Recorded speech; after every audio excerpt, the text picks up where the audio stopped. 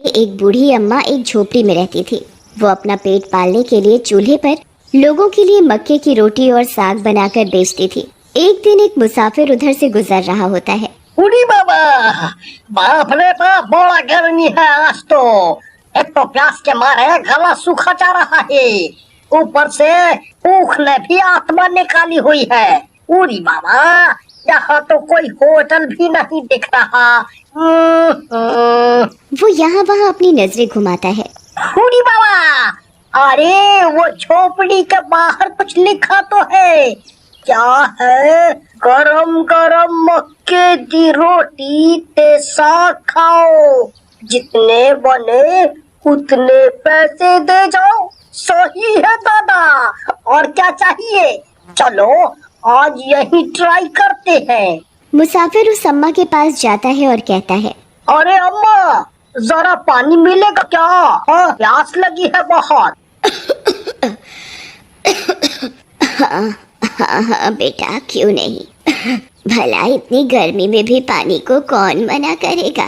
अभी लाती हूँ। अम्मा धीमे धीमे अंदर जाती हैं और मटके से लोटे में पानी भर लाती हैं। मुसाफिर पानी पी लेता है। अम्मा, अब खाना खिला दो जल्दी से। अभी लाई बेटा, कहकर अम्मा गरम गरम मक्के की रोटी चूल्हे पर सेकने लगती हैं और प्लेट लगाकर उसे दे देती हैं। बूढ़ी बाबा, अम्मा, बड़े दिनों के बाद आज हमको घर का जैसा स्वाद मिला है। अम्मा, अगर आप बुरा न मानो तो हम कुछ देर यहाँ खटिया पर सो जाऊं? सो जाओ जितनी देर मन करे। मुसाफिर गहरी नींद में सो जाता है। तब वो अम्मा अपने असली रूप में आती है, यानी चुड़ैल के रूप में। एक और मुर्गी मेरे जाल में फंस गई। मेरी जादुई मक्के की रोटी खाई है तूने। बस कुछ ही देर में ये रोटियां तेरे शरीर में बहते रक्त में घुल जाएंगी और फिर तुझे ना चाहते हुए भी यहाँ आना ही पड़ेगा।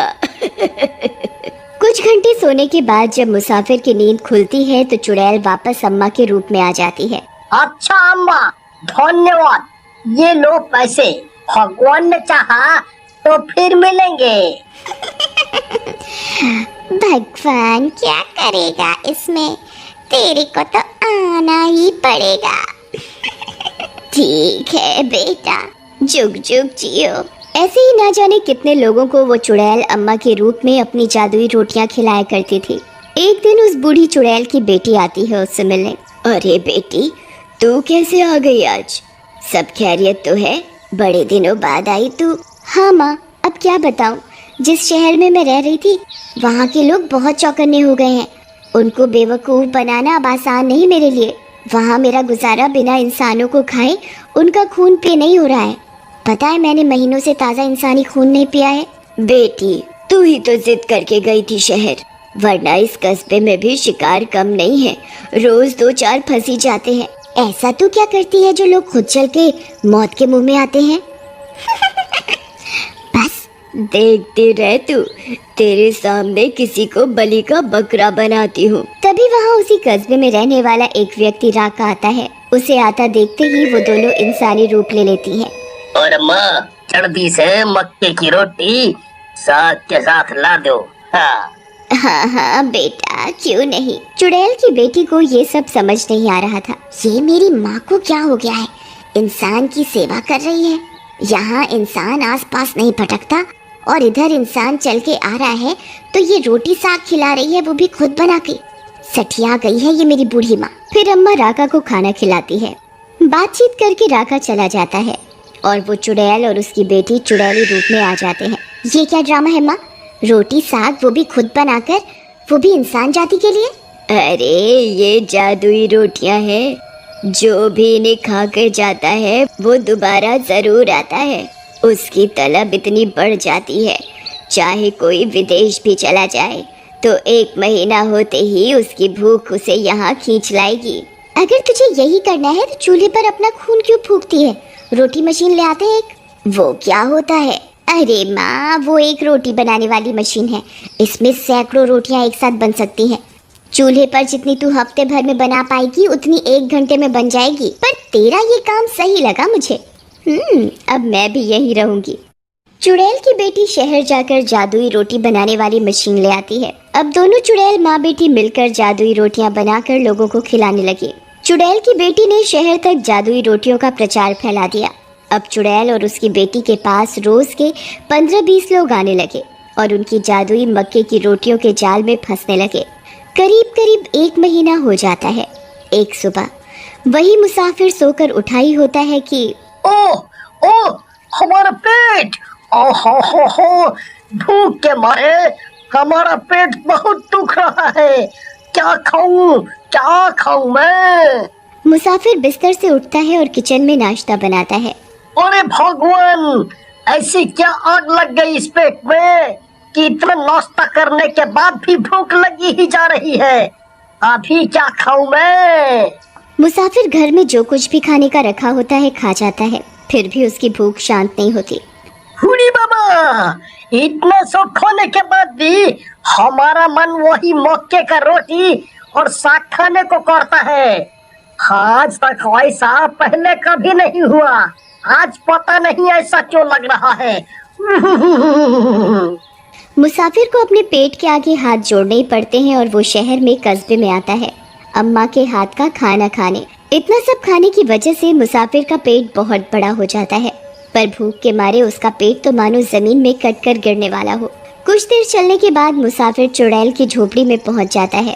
अरे अम्मा, अम्मा, अरे अम्मा किधर हो? अरे कहाँ हो अम्मा? ओ अम्मा! अम्मा मुसाफिर को देखकर अजीबोगरीब तरीके से मन में हंसती है। हाँ बेटा, ये रही मैं। अम्मा, बहुत भूख लगा है, जल्दी से हमको खाना लगा दो। चुड़ैल और उसकी बेटी जल्दी जल्दी रोटी मेकर से जादुई मक्के की रोटियां बनाकर उसे परोस देती है। यहाँ मुसाफिर भूख के मारे कई सारी जादुई रोटियां खा जाता है।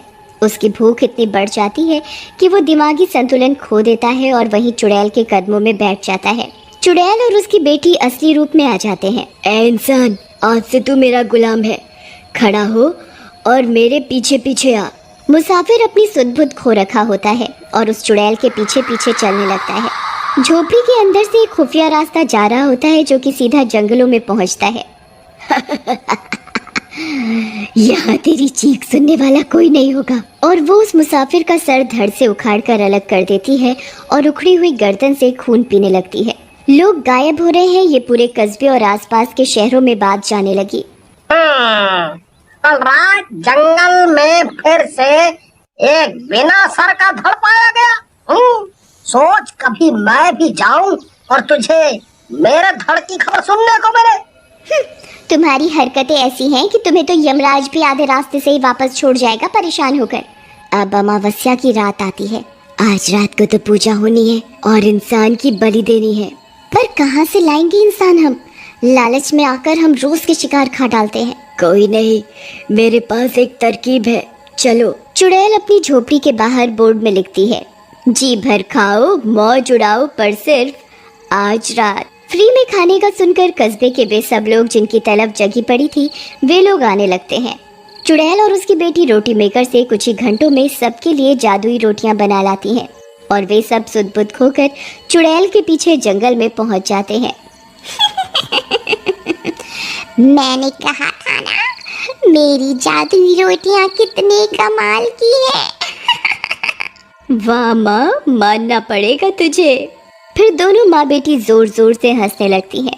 चुड़ैल पूजा की तैयारी करती है और सब लोगों को बलि देने के लिए नीचे मुंह करवा कर बैठा देती है।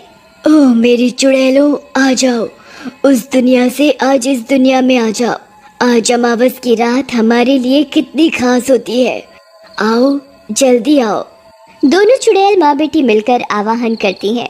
तभी आसमान से कुछ चुड़ैलें जमीन पर उतरने लगती हैं।